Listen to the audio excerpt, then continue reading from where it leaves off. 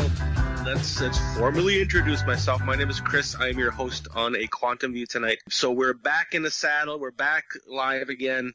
So on tonight's show, Kate and Justin Stellman, and they are in California, and they head up a radio show called Extreme Heath Radio. I've been on their show about 4 or 5 times, is it, Justin? Yeah, I think so, about 4 or 5 times.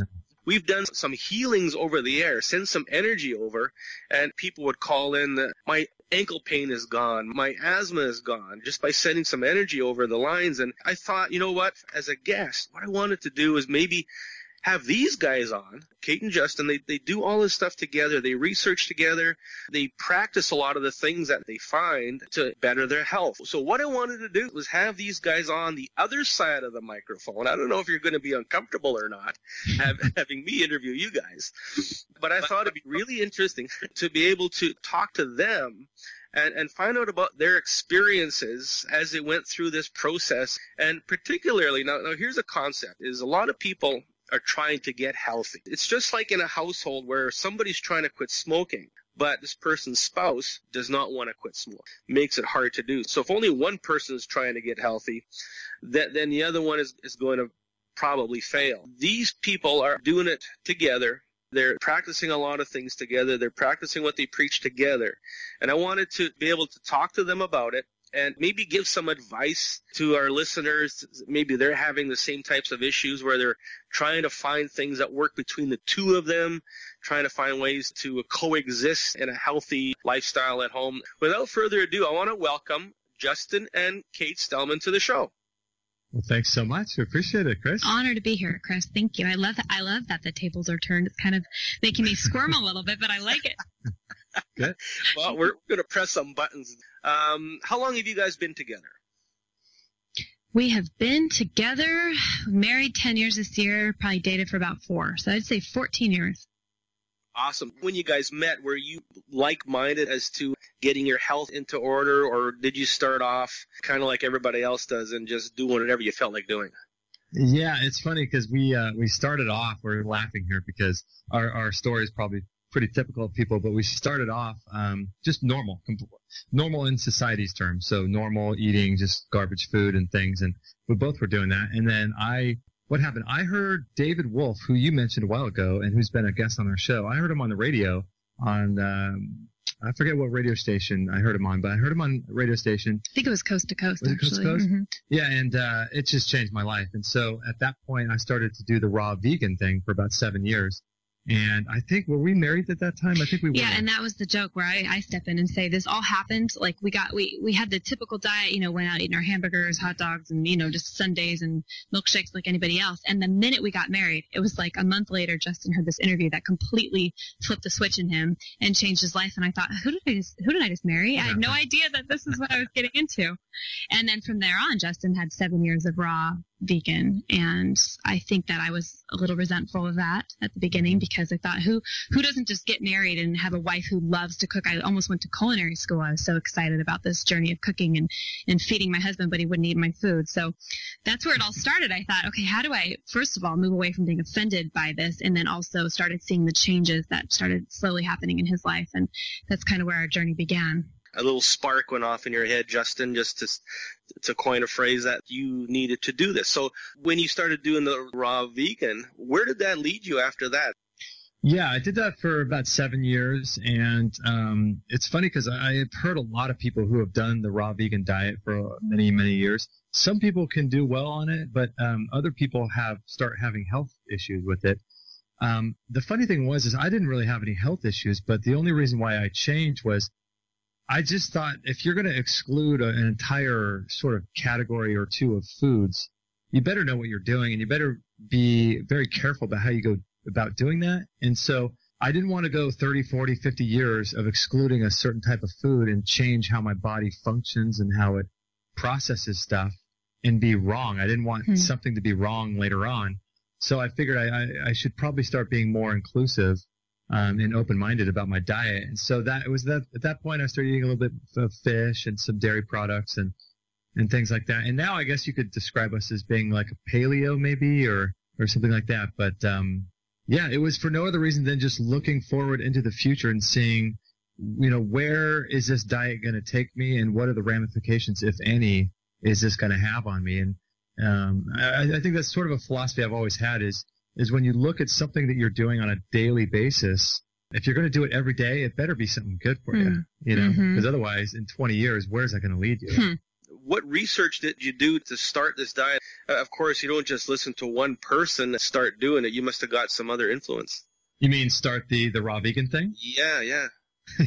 Well, and I did listen to David Wolf, and I joined his he's got a great website called The Best Day Ever, and I still recommend it, and I still listen. It's just amazing. But he advocates that kind of a diet, and when you sort of get into something, things start making sense, and you start piecing everything together, and I just kind of just went for it, and thinking that, everybody else was wrong, and they shouldn't be eating meat, and all this kind of stuff. But I just started reading books. I read Fit for Life. I read a couple books. Was it 80-10-10 or some other raw vegan style books, and just things started to click for me. So I decided I might as well keep going. But I'm glad, in fact, that I stopped when I did, and now Kate gets to cook for me. It's a marriage saver. Just kidding. It was. So you did the raw vegan for a while, and then you said, okay, I've done my body enough good, and now you've decided to go back eating normal, if you will. Yeah, more fresh, whole, organic, cooked, some cooked foods. I still do a lot of raw. But I just thought that it was time to sort of open my diet up a little bit. And, I look back on it, and I just think it was one of the best things I ever did, because it helped me overcome food cravings, and it helped me overcome all kinds of addictions that I had to food and things. And it was just really helpful for me to get a handle on my diet, because I never had a problem really going to the gym or staying fit. And that's kind of a problem for a lot of people. They can't get to the gym. I was always fit and athletic, but I couldn't handle my diet. I had a horrible diet. And so it's a great cleansing diet. Perhaps I did it for too long, I think. But to be able to gain control of your diets, I think is a huge thing. It's a powerful thing. So. Well, you look at society, and the obesity rate is skyrocket. And, it's due to drinking the soft drinks and sugar this and sugar that and fast food this. I mean, people right now are struggling money-wise. So the cheapest meal you're going to get is the Happy Meal at the Mickey place. And, of course, that's probably one of the worst things for you is all that pre-cooked fast foods, fried. It's cheaper to buy a Coke than it is to buy a bottle of water. So you look at the obesity rate, you look at the diabetes rate, and you can really boil it all down to the food that we're eating. You think you're eating something healthy, and it's really not. Yeah, that's really important, Kate. You do a lot of I do a lot of the shopping. Yeah. I will not buy meat. I'm kind of that meat snob unless it is 100% everything. So that means grass-fed, grass-finished. About the chicken, that's when it's beef, obviously. Chicken eat different things. But I will not purchase meat and support that industry without it being organic and antibiotic-free and humanely raised and slaughtered, because that's where I struggle a lot still, to be honest, because I enjoy the way I feel when I eat a little bit of meat, but I don't like the energetics and the spiritual side of killing animals to have to eat. I really struggle, and I wish I could do the raw vegan thing, but the times in my life when I've done that, it hasn't been the right fit for what my body needs. So yeah, I think investing in high quality meats, and that might mean, unfortunately spending an arm and a leg for them, but we go without so many other things. And when you really sit down and add up the numbers, you go out to one pizza dinner with salads and drinks and tip and dessert, and you're pretty much looking at, you could buy a lot of meat and eat for 2 weeks straight if you get creative. So I think it's about being creative, and Justin, I remember the first time he said to me, you pay now or you pay later. So I'd rather pay now. Yeah. It does become this fine line of trying to find the freshest and the most organic that you can find. Yeah, we laugh kind of, because we have this conversation often. Why is organic more expensive? Why is grass-fed more? We're like, there's less stuff going into the meats or the you think you're saving money on sprays and pesticides and antibiotics and syringes full of stuff, and it doesn't make any sense to us. But at the same time, it's so good for my soul when I go into a Whole Foods and see them step up their game, and that the fact that the grocery lines at Whole Foods now, you're sometimes waiting 5 minutes to check out, and that's because people are waking up to quality food, I believe, for the first time in hundreds of years. So in our journey with the grass-fed, we don't eat a lot of red meat like we used to, but the grass-fed meats, we'd eat them, and it sounds kind of gross to some people, but you could actually taste that grassy open, plain kind of a taste. Almost a farm taste. Really can. Yeah, it's really important for people to invest in their health and invest in organic food. And it might mean for people to buy less and live off a little bit less and eat less, which is always a good thing anyway. But I just think it's really important for people to invest and to tell themselves they're worthy of good food. Their lives are worth it, you know? So now we've talked about organic food and availability and eating those. Now, you've talked to a lot of people within your shows and with what you do.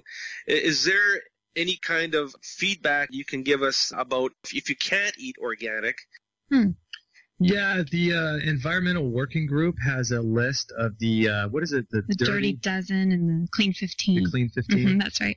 Yeah, and so they have a list online you can get for free right on their website, Environmental Working Group, and you can search for the Clean 15 or Dirty Dozen, and it'll tell you which foods are more susceptible for the pesticides to be, transmuting through the skins of certain fruits and vegetables. So certain things you definitely want to stay away from if it's not organic. Things with thicker skins like bananas and avocados, coconuts, yeah, things like that are a little bit easier to, if you don't have the money for organic, you can kind of slide on those things. And then there's always ways to wash your food. I was going to bring that up. There's a lot of I think there's a product called BioClean, but you can find a lot in the more health-oriented stores. But even with our organic, if I have the time, sometimes just to get them extra clean, because you don't really know, you're assuming that, they're up to snuff with the USDA certified here in America, but we'll soak them in a bath with this stuff and scrub them up. And I especially think that's really invaluable if you're buying non-organic. It's going to cut a lot of those pesticides out. And I think it's a really great way to love yourself and love yourself to health and invest in yourself. Yeah, definitely. And Justin and I always go back to, we understand people are on budgets, and it does cost a lot of your money you make every month to invest in yourself like this. So I feel like we've come to the point where if we can't afford something at certain seasons in our life, we're just grateful. Like, we'll just say a blessing over our food before we consume anything. And I just feel like sometimes that's what it's all about, no matter what you're eating. I mean, if you were a homeless man in the middle of a snowstorm and somebody offered you a BLT from McDonald's, of course you'd take it, and you'd probably be so helpful. I'm not to say that that is healthy, but that might even help that man more than he'd ever need if it was an apple. It's being grateful and the spiritual component of being grateful for the food we're putting in. I just think that can do a lot for people too. Yeah, there's a reason why certain people pray over their food and do blessings, and the ancient American Indians did this. I mean, every culture around the world would invoke blessings on their food, whether religious or spiritual. And I think it's or organic or not, organic or not, right? And these are things that Dr. Emoto talked about with the messages in water, and how water is able to be changed. And you know all about this, Chris.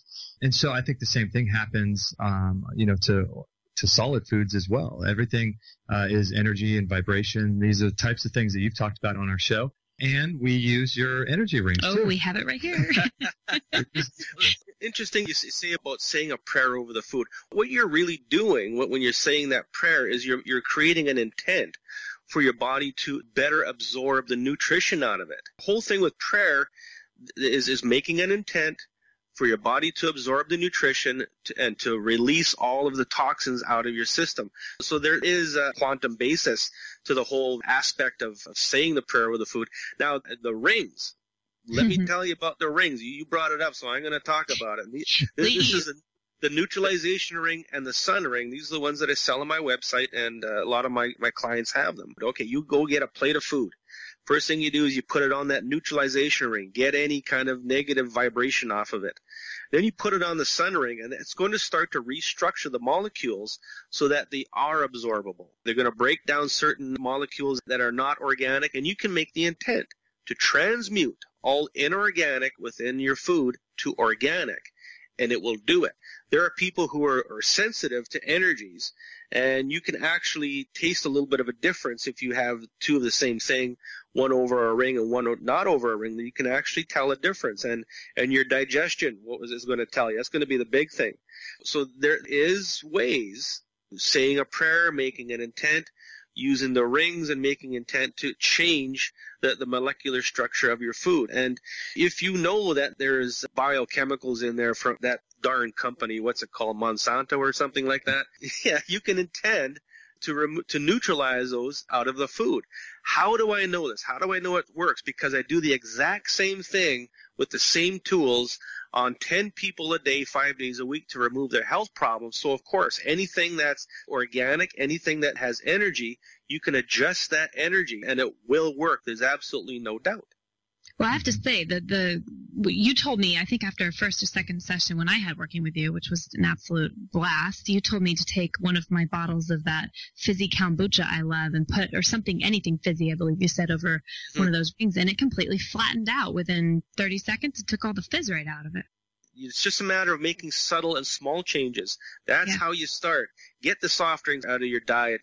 Get the junk food. At least when I worked in the printing industry, breakfast was McDonald's. Lunch was McDonald's or Burger King. Supper was the same. Okay, that's what you did. And your digestive system showed you how good it was for you.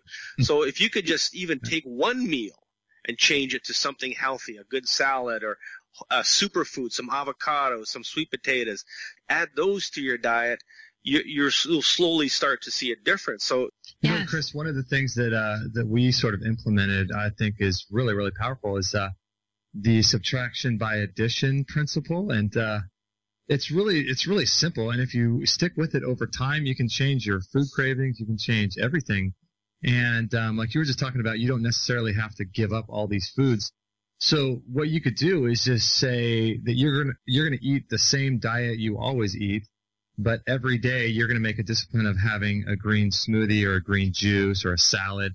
And so when you start doing those types of things, you can sort of, make sure you have one of those things every single day, and you do it for maybe a month. And then, right. So trying to cut something out. Yeah. And so there's only so much room in your stomach. So you're going to naturally have to, the good food is going to crowd out the bad. And so what I would do a lot of times is I remember, I tell the story a lot, but we used to live across the street from a 31 Flavors Baskin Robbins ice cream place. Oh, nice. Oh my gosh. We used to be. Yeah, it was so good. So good. So what I would do is there are certain times where I'd want to go get one of those things, and we live right across the street. But I would tell myself, okay, I'm doing this whole subtraction by addition principle here. So what I'm going to do is make sure I have my green juice first, and then once I do that, then I can go have the biggest sundae I want. Well, it always ended up to where I just was too full, or I didn't crave that sundae anymore.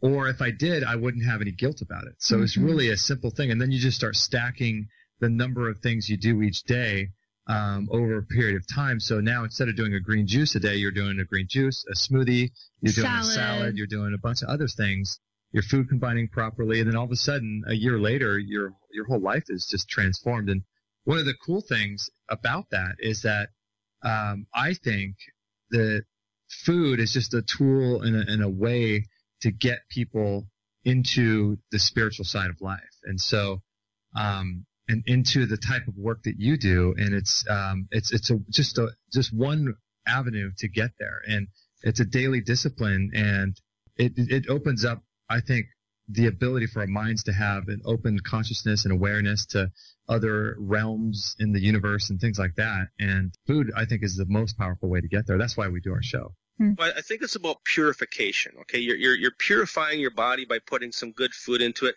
Now you mentioned about green smoothies. Now what I find works really well, just incorporating a couple little things. Number one, you incorporate coconut oil into your diet. Okay, we're talking about enzymes within coconut oil and certain acids that help to break down food and increase your metabolism. Also adds omega-3s, which is very important for fat digestion, and it also adds a lot of nutrition for your brain. And number two is the green smoothie. Now, you mentioned that.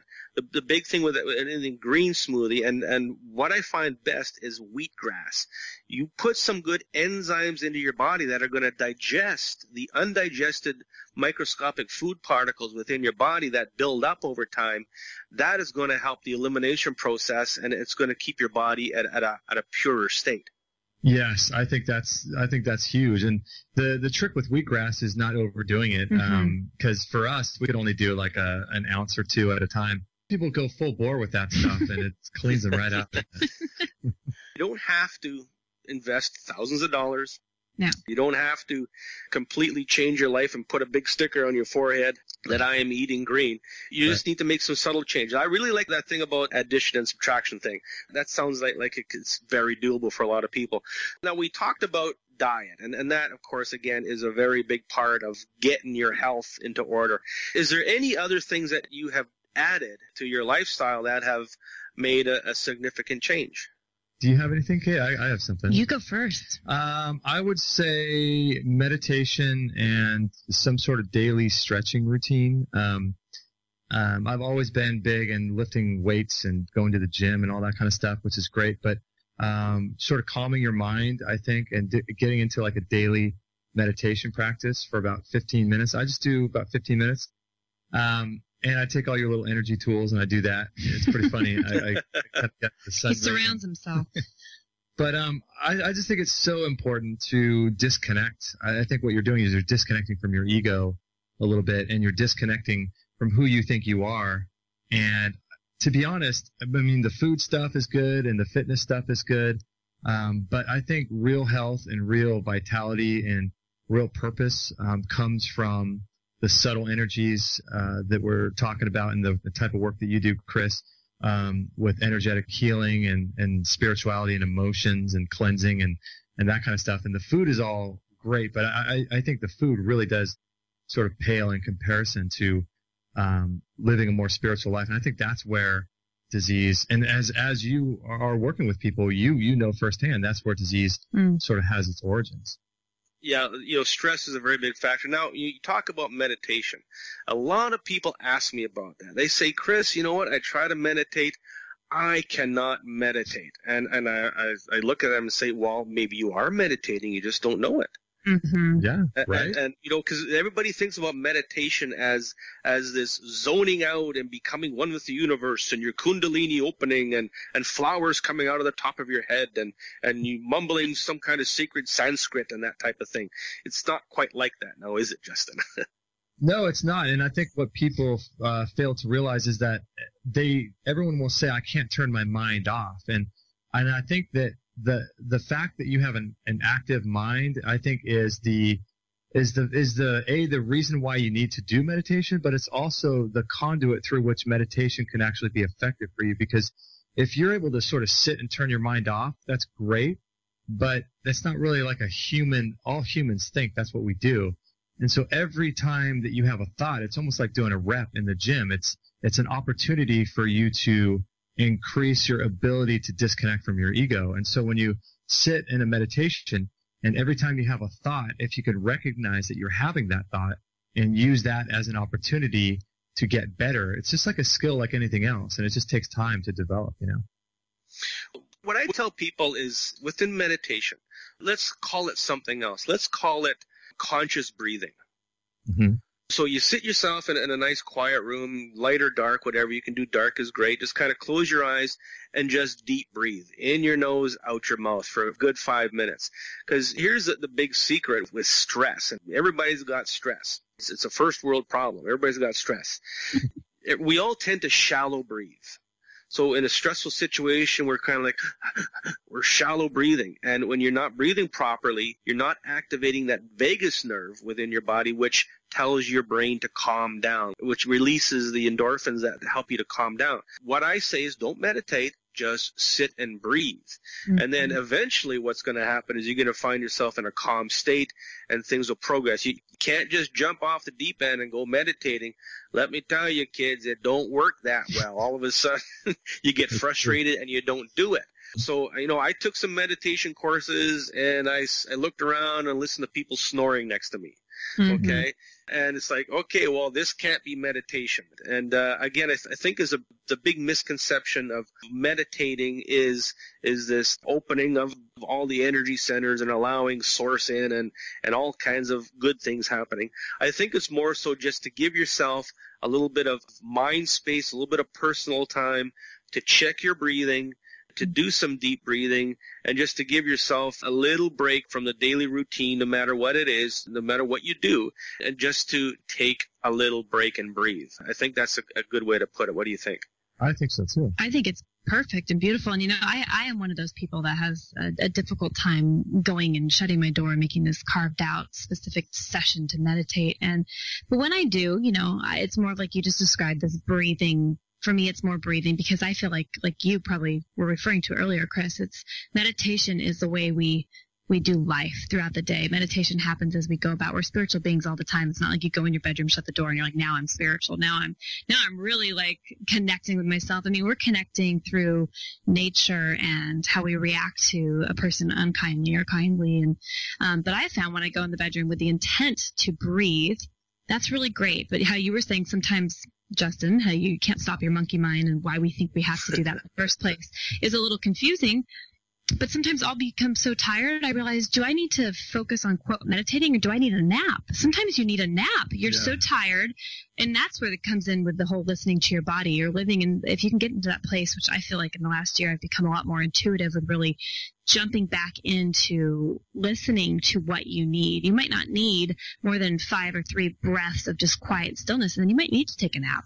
Just honoring your body wherever you're at, depending on what your health situation is, It's huge. Huge. Well, let me tell you about my meditation. A lot of people ask, everybody thinks that I am the know-all of everything spiritual, and all I want to do is help people. Myself comes second, okay? And I do take care of myself, but here's my meditation. And what I do is I take my pendulum, and I've got a letter chart, and I have a chart A to Z. It's kind of like a Ouija board, but not. That's a dark thing. So I just take my pendulum, and I say, Source, tell me something. And it'll start to spell things out, things I may need to know about myself, things I may need to know about the day, and it just tells me things. Now let me tell you something interesting. I've got a new website that I'm launching probably in 2 or 3 weeks or so. Yesterday and today in the morning, I was working on something, and all of a sudden it spells out buy the store, B-U-I, buy the store. I'm like, okay, well, I'm purchasing a new website, and that's buying the store. And then it said it again this morning, buy the store. And whenever it says it twice, I pay attention. So I open up an email from PayPal, which I do a lot of business with, and they're offering a free eBay store until December 31st. So okay, and I get messages like that all the time. You got to pay attention to them. So that's my meditation. And when you go into that zone of consciousness where you're opening up to source and whatever is bringing you in your information. Lately, I'm working with my future self, which is really cool. We'll talk about that in another show. You get these little hints of things that are coming your way. They're not going to come out and tell you exactly what it is. They give you these little hints. Another meditation I do is when I'm done with a client, I'll put my feet up on my other chair, close my eyes, and I won't go to sleep, but I'll zone out. And all of a sudden, I feel myself go dropping back into my body as if somebody threw me in there. So I'm doing that type of meditation. It just happens on its own. This is something that you don't have to try. You let it happen. Meditation will happen in whatever way needs to happen for you. You let it happen. That's probably the best advice I can give to you. And, of course, number 2 is breathing. 2 things you have to do to live. You have to eat. You have to breathe. If you're really good at both of them, you're going to live very well. That's very true. And you have to poop. Well, if you don't poop, I spend half of my day talking about people's poop. Okay, anyways, next. So you talk with lots of people all the time on your show. I'm sure you do lots of research on things. What is the craziest thing you've ever heard about somebody trying to pitch or somebody trying to convince you that is good for you? Well, in terms of probably the craziest story that I've ever heard in terms of recovery, this isn't actually someone who, in fact, we should probably talk to this person, but it's a story out of New Zealand, and we haven't had this person on our show yet, but there was a man who was in New Zealand, and I think he had a series of health issues. I think he had a heart attack, and he went into the hospital, and during that time, he went into a coma. And it's just really fascinating story. He went to a coma, and during that time, they tried everything they could to bring him out of a coma, and they even did surgery on him for, I think, the heart, and they found all of these cancerous tumors. And they basically came back to the family and told the family that can't do anymore. Can't do anything more. I'm sorry, your husband's a vegetable. He's going to be this way. We would recommend just pulling the plug. And the family knew about this therapy, which is high-dose vitamin C intravenous therapy. And so they lobbied like crazy to be able to get the hospital, which, the hospital is never going to be interested in doing something like that. But they lobbied the hospital like crazy, politically and through a lot of different measures to get them to do intravenous high-dose vitamin C therapy on this family member. And it turns out that after doing that, I'm not sure how many rounds he had, but shortly thereafter, he came out of it, healed from his original issue, which was the heart issue, and also healed from his cancer through high-dose vitamin C therapy. Vitamin C will actually draw a lot of heavy metals out of your body. It's very good for that. Yeah, now when I'm working on people and I find that they've got high amounts of mercury or coppers or different types of heavy metals, I tell them to take vitamin C, big doses of it, and they do experience detox symptoms. So vitamin C is huge, and it's so easy to get. It's basically, you can walk down the street and get it. Eat an orange, for crying out loud. I'm looking at your web store with a lot of things on it. I want you to tell us a little bit about your store. Store is kind of an amalgamation of a handful of products that we use and know about, and it's sort of there's a lot of really, really great products out there, and a lot of products that people know about, like juicers and blenders, things like that. But there's also a lot of products that people don't know anything about and don't know why they're good. And so we sell all kinds of different things on the store. Grounded sandals and chemical-free cookware, supplements and things like that, as well as even like organic raw dog food that people can feed their pets. And we sell lots of different things, like kind of unique products that are like the biomat, which is infused with crystals and energy. That thing is I love it. It's one of my very favorite things. Yeah, it's an amazing tool. And saunas. Next to the rings, of course. Of course. Yeah, it's just really cool. There's a lot of cool things on there that we've I've been into the whole health thing since 2003 and just have heard and done a lot of research and been really interested. I listened to tons and tons of radio shows and podcasts and presentations. So I've been sort of really immersed in the types of tools people are using to heal. Mm-hmm. And so I've sort of put all of them on our store and allow people to sort of shop around and see what interests them and then make a purchase. Awesome. I'm looking at you've got things. What was this down here? The yoga trapeze. That looks like a lot of fun.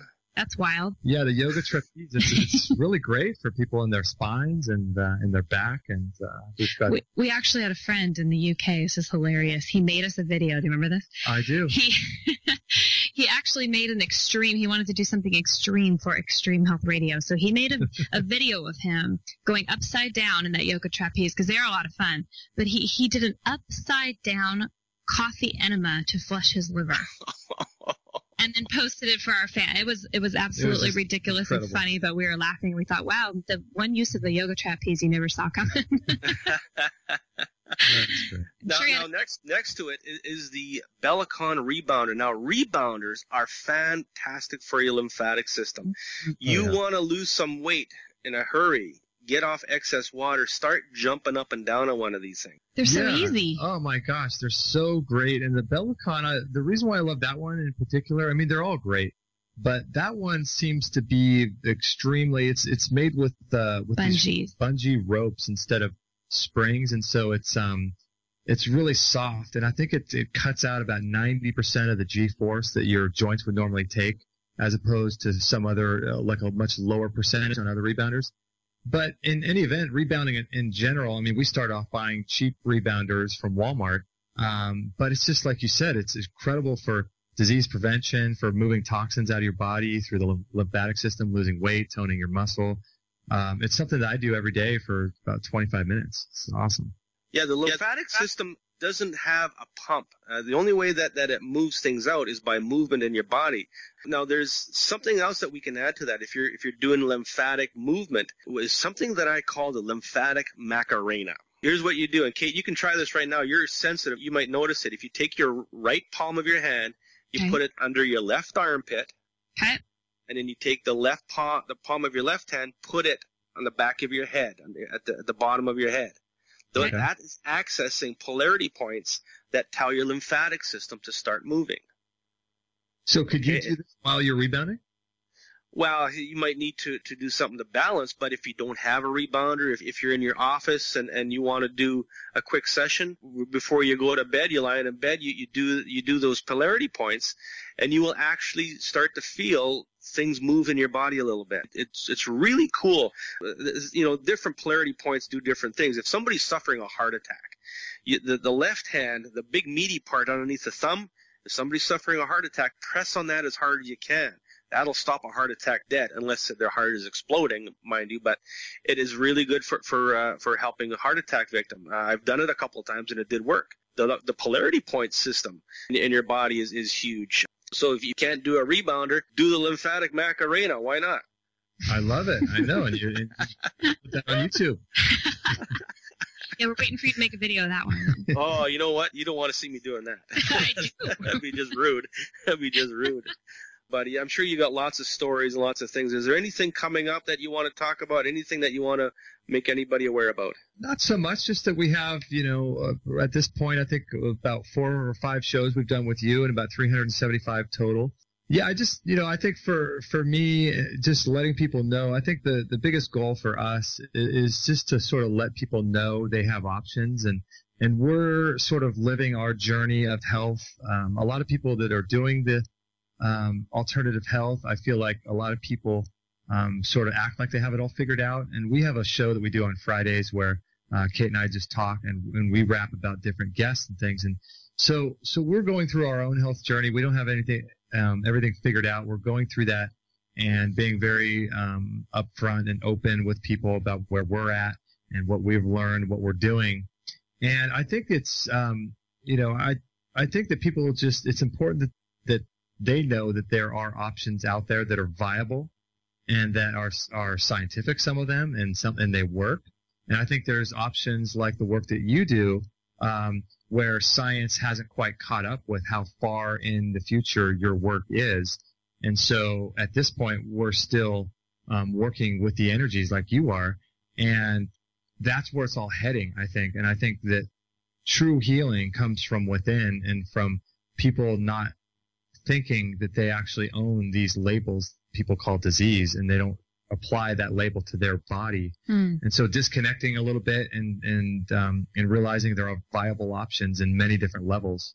I think that's our sort of mission, to let people know. And if they choose to go through traditional treatments of anything, there's no judgment there. There's ways to mitigate that. And we just want to let people know that there's options and for healing.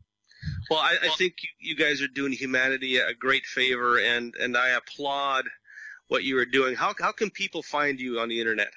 Just extremehealthradio.com, and we have all of our shows are all free and everything's there.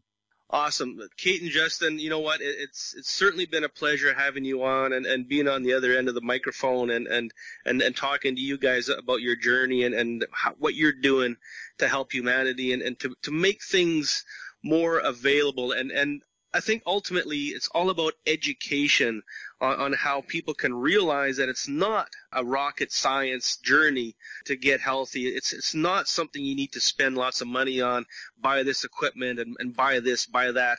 It's just making subtle changes here and there, listening to your body, knowing what's good for you, knowing what's bad for you, and doing a favor for yourself, because you know what? You deserve it. I agree. I totally agree. And just being open. That's the biggest thing, I think, is being open. That's pretty much it. Well, that's all the time we have for tonight. Kate and Justin, thank you so much for being on. Everybody, I'm going to talk to you in 2 weeks. We're going to do a healing show and do some amazing things. Thank you.